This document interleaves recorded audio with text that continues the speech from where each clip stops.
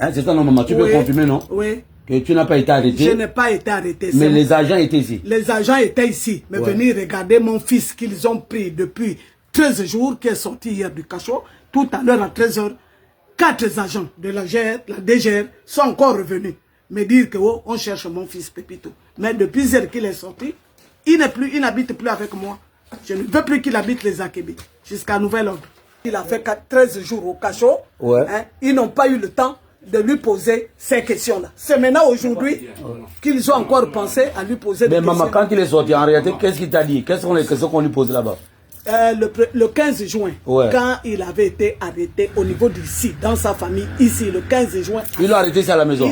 Ils l'ont pris ici à la maison. À quelle heure? À 16 h. Alors, on le prend, on l'amène par des agents inconnus, habillés en cagoule. Ils étaient cagoulés? Oui. Il y avait que les yeux et la bouche. Ils l'ont pris, ils l'ont amené. J'ai demandé où est-ce que vous amenez mon fils. Tout le monde a couru au niveau de là où ils ont garé la voiture au canal. Ils ont sorti les fusils. Comme pour intimider la population qui criait, oh c'est comment, oh laissez-le, oh. Parce qu'ils commençaient par le tirailler par la culotte. Il n'était habillé qu'en culotte, le torse nu. Alors on l'a amené pour une destination inconnue. Ils ne m'ont rien dit, ni à moi, la maman, ni à la population. Alors à 17 h, je vais trouver quelqu'un de bonne foi. Que je demande de m'aider. On vient d'amener mon fils. Il dit d'accord, la personne m'amène à la présidence. À la présidence, il va se renseigner. Au retour, il me laisse dans sa voiture. Au retour, il me dit, maman, ça va. J'ai dit, ça va. Maman, tu as le moral. J'ai dit, j'ai le moral. Est-ce que tu as éprouvé mon fils qu'on vient d'arrêter ou non? Mais ce qui est bien vrai, c'est qu'on va le laisser. Il a eu de petites culottes blanches. J'ai dit, oui, torse nu, oui. Mais est-ce qu'il aura des liens avec Thibaut Adjatis? J'ai dit, mais quel lien? Thibaut Adjatis est mon premier fils. Quel lien on cherche? J'en ai mis au monde 10 enfants. Thibaut est l'aîné. Des femmes comme des garçons. Ils sont 10. Ils sont 5 femmes. Ils sont 5 garçons.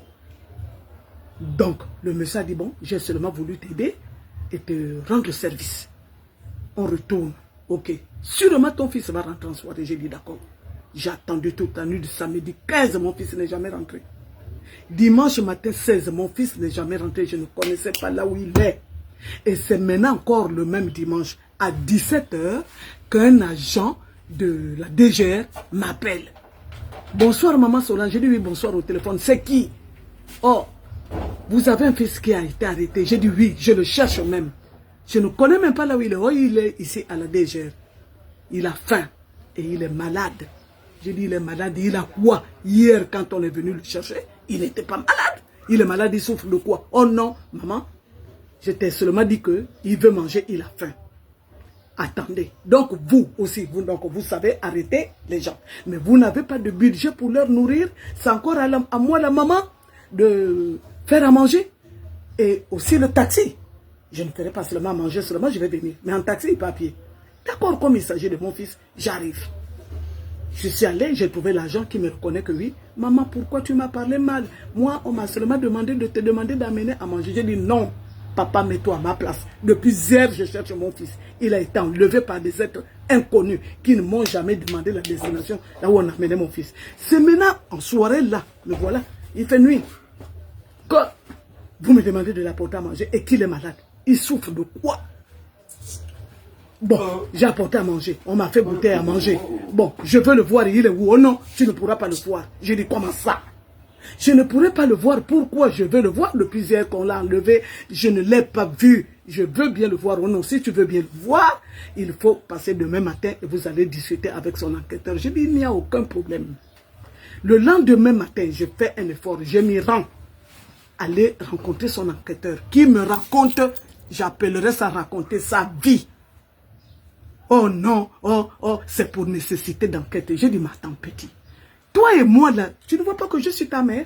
Il doit d'abord y avoir un problème de fond, ensuite, une nécessité d'enquête. Mais vous l'enquêtez sur qui et sur quoi? Il y a eu quoi et qu'est-ce qui se passe pour aller directement aux enquêtes? Oh non, on nous a dit que les nouvelles reviennent de la présidence. Les ordres reviennent de la présidence. Que quoi? Même celui qui a tué Jésus, quand même on a su l'histoire nous disait que c'était les Juifs. Comment on a su que c'était les Juifs?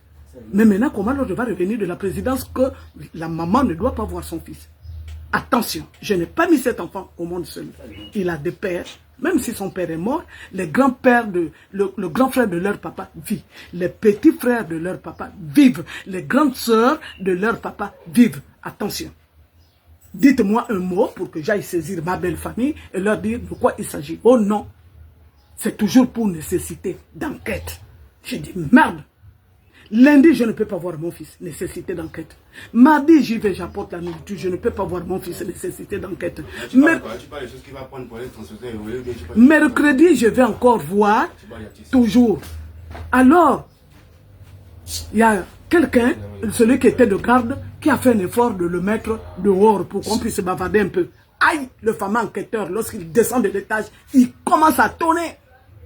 On vous a dit que celui-là ne doit pas être dehors. Vous ne savez pas qui il est. C'est le petit frère de Tibo Adjatis. S'il y a des fuites, c'est de votre faute. Alors tout de suite, et c'est qui le chef de poste? C'est qui le chef de poste a eu peur. C'est qui le chef de poste? Viens me voir. Et le chef de poste a rendu mon fils dans les jours. Et moi-même dehors, comme une malpropre. Le lendemain encore, je vais dans son bureau. Je dis, mon fils, qu'est-ce qu'il y a? Oh, normalement, moi, enquêteur, je ne devais même pas te recevoir. Si je te reçois, c'est parce que tu es une mère. Ah! Mon fils, tu es arrivé, hein? Ça, c'est quel langage que tu me parles? Papa, même ma fille qui est avec moi, qui est la petite soeur d'Adjati Sibo, elle lui a dit petit. Ça là, comment dirais-je? Le camp que tu vois là, nous avons eu habité ici. Notre papa aussi, c'est-à-dire le papa d'Adjati Sibo et moi, fut aussi un enquêteur. Nous avons habité dans le camp là. Il était gendarme. Il a pris la retraite, un adjudant-chef major. Il a eu pour matricule de gendarmerie 1058. Donc on peut dire que lui, c'est un 1058e gendarme. Donc avant que vous ne soyez né, petit, qu'est-ce qu'il y a? Non, le type ne voulait pas nous voir. Un jour même, il m'a vu. Donc à la fin, tu as fini par voir le petit? Rien, je ne voyais pas le petit. Ouais. Le jour où il m'a vu, il a fait le cinéma, il ne savait pas pourquoi j'étais là. J'avais déjà appelé l'avocat, Maître Moubembe. Maître Moubembe m'a donné son numéro. Et moi j'ai cru que il fallait aller l'attendre là-bas à la brigade de recherche. Et ça coïncidait aussi avec le goûter, le déjeuner que je devais amener à mon fils. J'ai amené le pain, j'ai amené de l'eau, j'ai donné, oh oui, maintenant il faut aller dehors. Ce sont les consignes données par l'enquête. L'enquêteur me dira que ce sont les consignes données par la présidence. Alors, l'enquêteur là n'a pas su pourquoi j'étais là. Or, j'attendais comment dirais-je, qu'est-ce que j'ai dit là? J'attendais l'avocat. Alors, curieusement, maintenant j'appelle l'avocat. L'avocat me dit, non maman, rentre. Ne reste pas là. Moi, pour aller rencontrer ton fils qui est mon client, je n'ai pas besoin de toi. J'irai là-bas sans toi. Mais je te rendrai compte. J'ai dit, d'accord, papa, vas-y. Donc c'est comme ça que j'ai saisi Maître Moubembe. Que non, vraiment, trop c'est trop. Je n'ai jamais vu ça, entendu ça de ma vie. Quand même, on prend quelqu'un, on arrête quelqu'un parce qu'il est le petit frère de l'activiste Adjatis Tibo et on l'interdit les visites. Est-ce normal? Est-ce qu'on fait comme ça? Est-ce qu'on fait comme ça? Ok, bon, ça c'est donc, le mot de fin de maman. Il n'y a que mon fils maintenant lui-même, comme il n'est pas là, je l'ai déplacé de là depuis qu'il est sorti de la cellule. J'ai dit, tu ne restes plus là jusqu'à nouvel ordre. Donc il y a que lui qui peut être mieux placé pour vous expliquer ce qu'il a vécu. Sinon mon fils a été torturé jusqu'à ceux qui l'ont même amené à l'hôpital des institutions des armées. C'est tout. Ok. Mot de fin, je suis là, je ne suis pas arrêté.